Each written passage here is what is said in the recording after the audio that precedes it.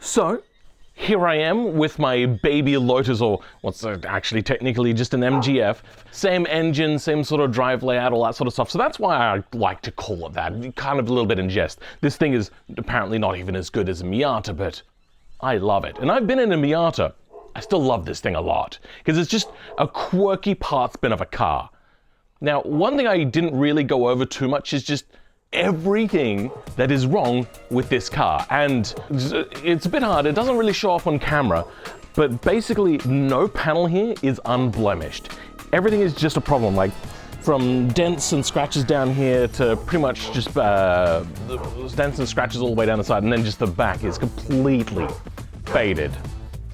Sorry about the neighbor's dog, they refuse to train it. There is actually a bit of a funny story with this front bumper down here. When I was trailering this back, I noticed that the car was moving around a little bit on the trailer. Now, I had checked every couple of kilometers at the first driving it, but when out on the highway, for some reason, all of the straps had come loose, back and front. The thing was actually just sitting on there without brakes.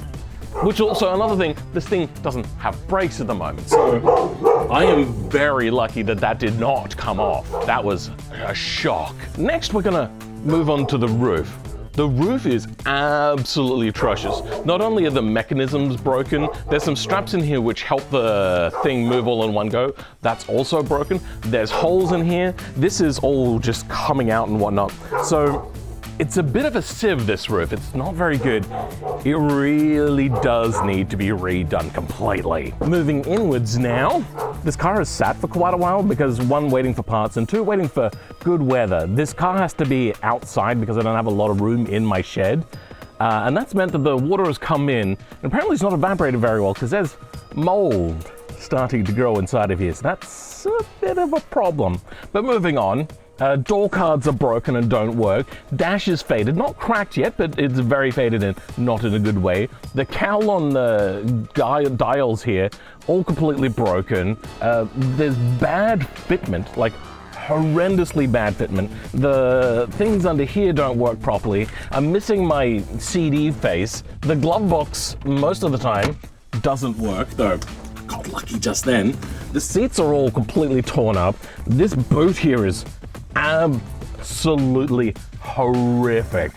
And then we get back to the roof again. Oh my God, the mold on here is horrendous. So usually you just got like a button here, and then this mechanism comes that way and it flicks out. This side, this is like a pewter cast metal sort of thing. This side, it's broken. So there we go. Yeah, so that's not very good. Then we get into this broken strap, which means that this lever here doesn't move properly. So if I now try to lift the roof up, you may want to back up for this one. Yeah. Where is it gonna rip? It's gonna rip at some point.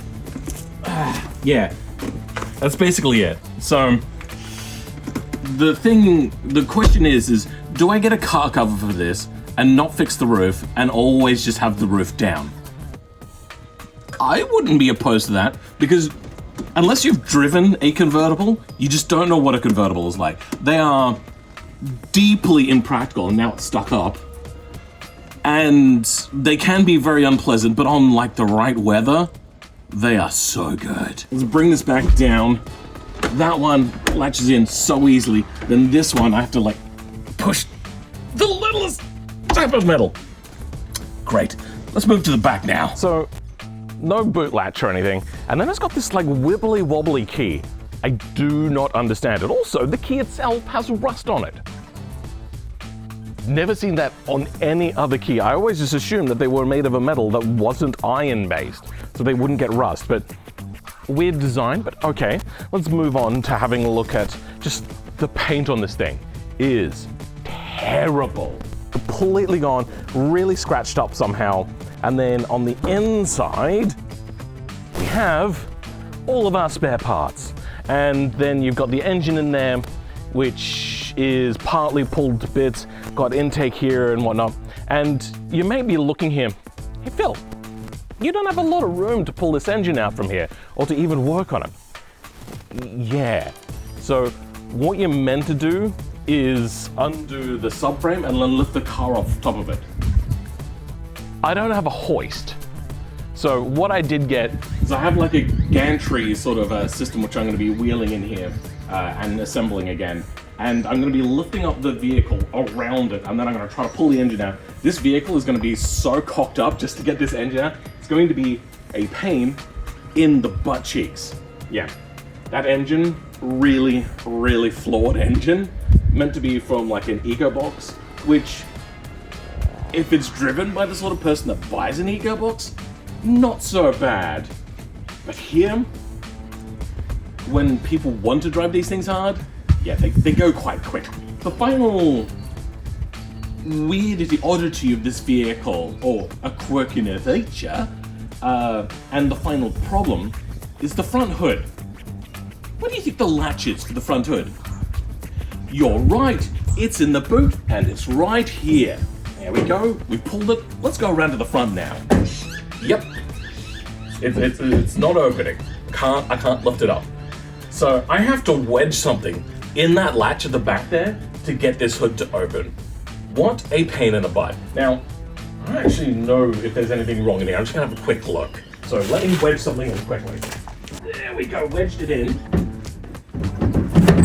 Oh, no, there we go, we got it. Fantastic. Nope, everything in here looks fine.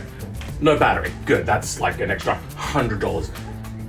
But I suppose the vehicle has sat for so long by the previous owner and by me that the battery would have been dead anyway. All right, well that's the car.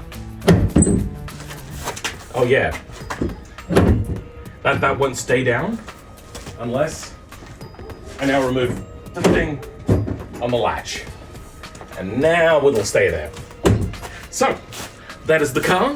In the next episode, I'll be bringing the gantry in, and I will be starting to lift the back of the car up, and we'll get this engine out, because I do plan to do a road trip with this car. I'm thinking all the way to Sydney. I might stop by something like Bathurst. We shall see.